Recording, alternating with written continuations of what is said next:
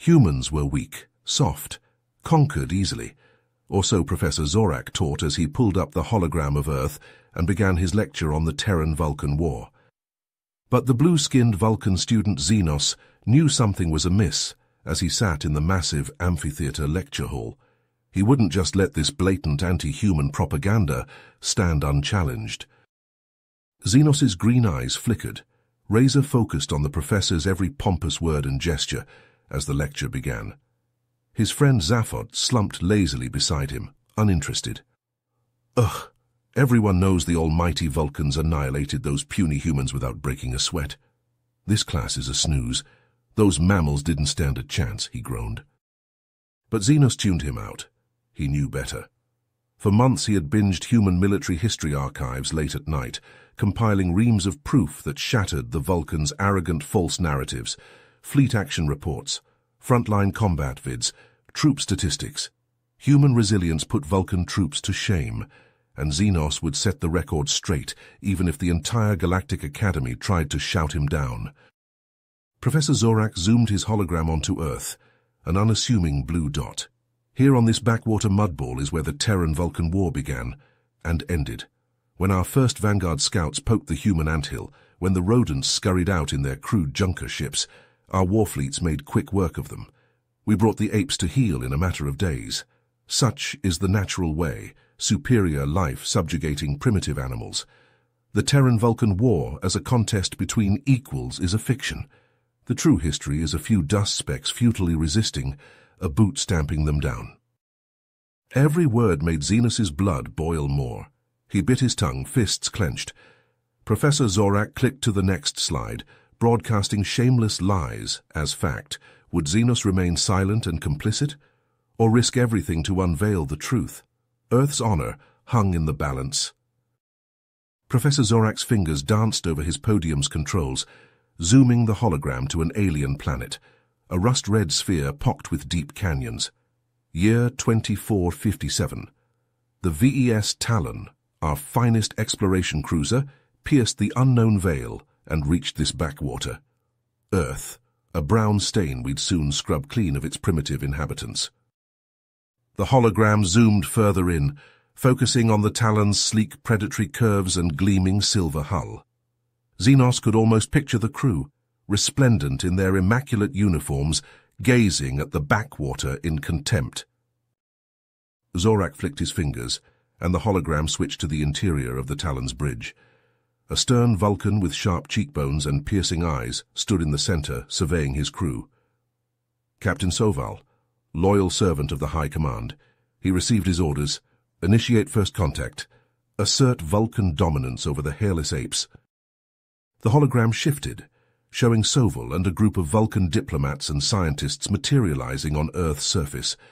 They stood on a concrete plaza, surrounded by towering skyscrapers that reached for the sky. A group of humans approached, led by a tall, broad-shouldered man with salt-and-pepper hair and a confident stride. Louis Roberts, Secretary-General of the United Nations. He greeted our delegation with empty platitudes. Zorak sneered. Peace, cooperation, as if the humans were our equals. The hologram zoomed in on the two leaders as they came face to face. Roberts extended his hand, a smile on his face. Captain Soval, on behalf of all humanity, I welcome you to Earth.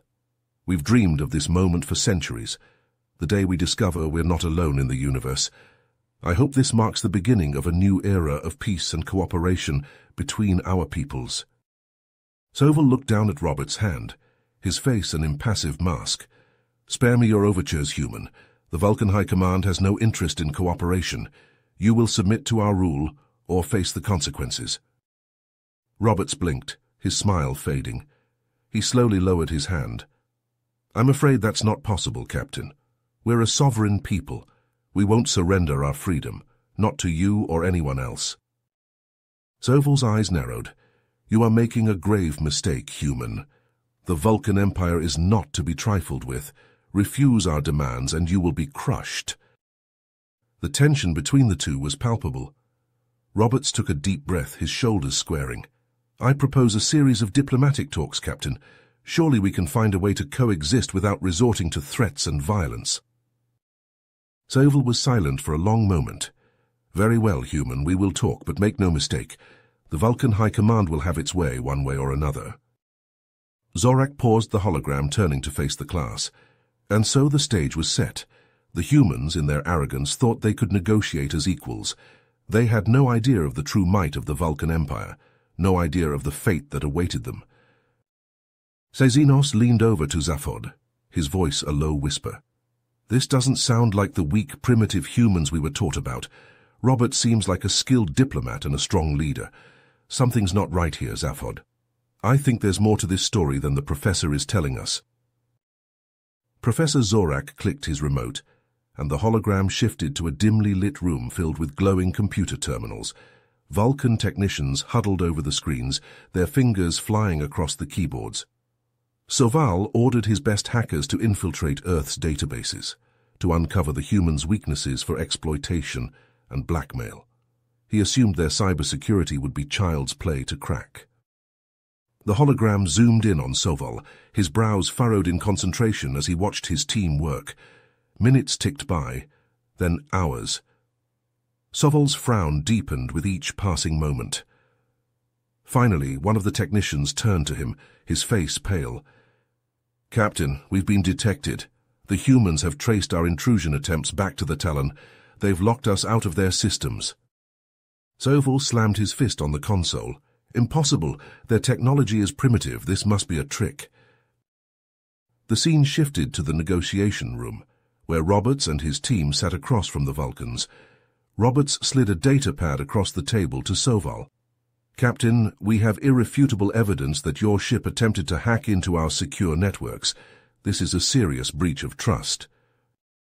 Soval's eyes widened as he scanned the data. There was no denying it.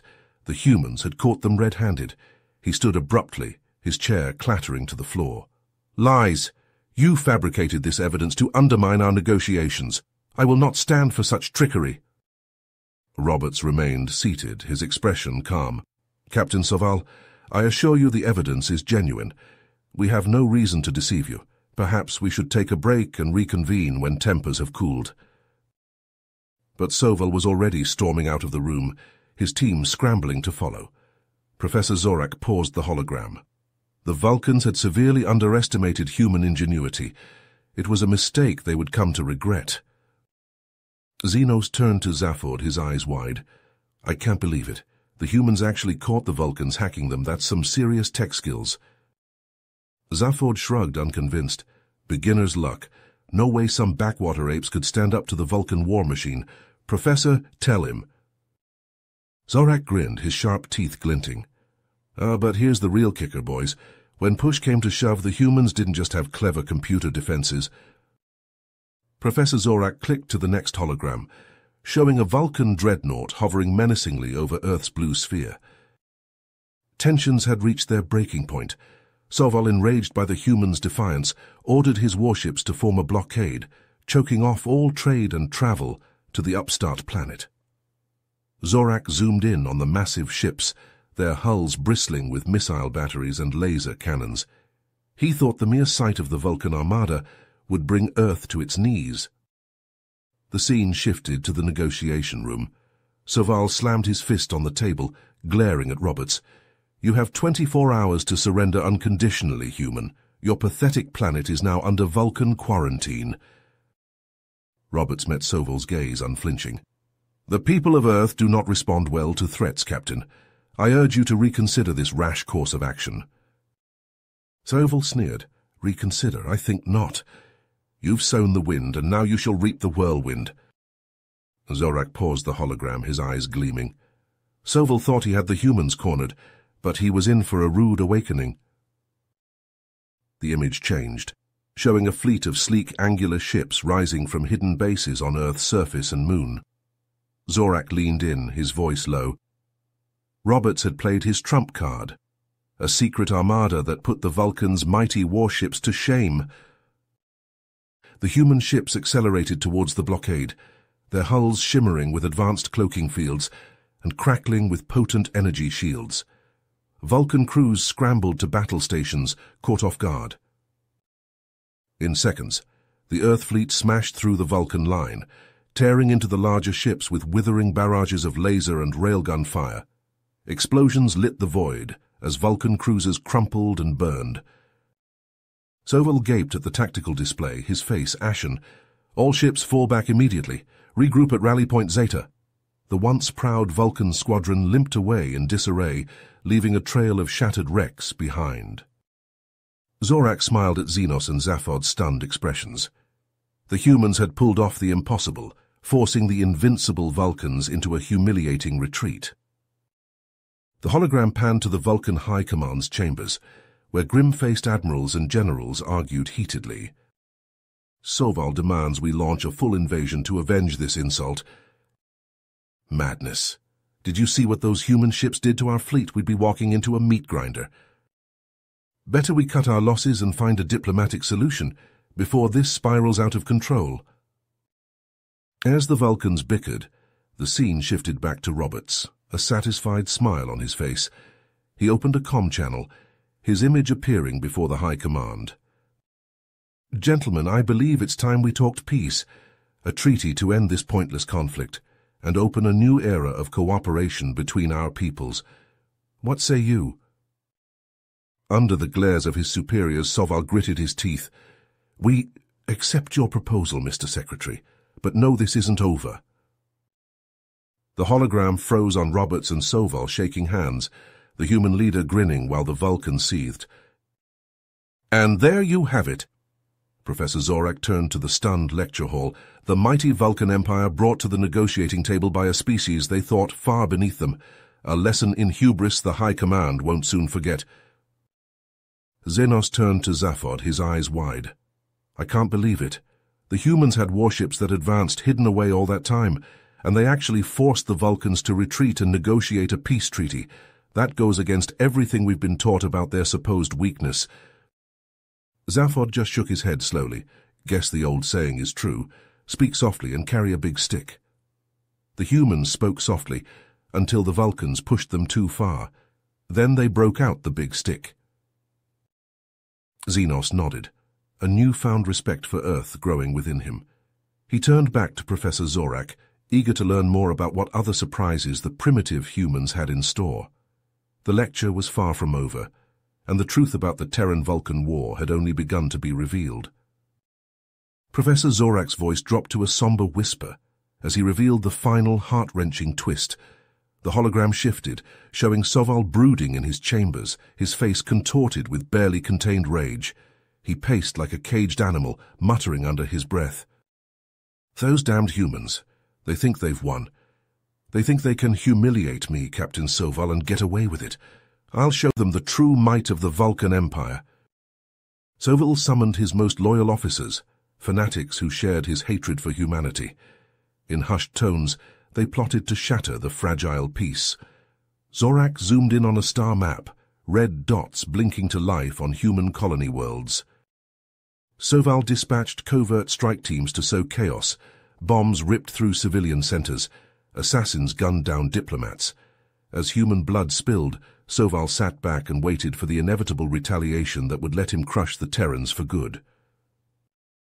But Lewis Roberts, ever vigilant, uncovered the insidious scheme.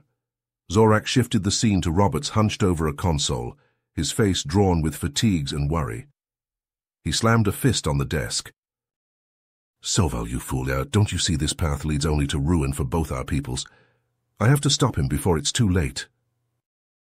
Roberts boarded a shuttle, speeding toward a remote outpost where Soval had been sighted.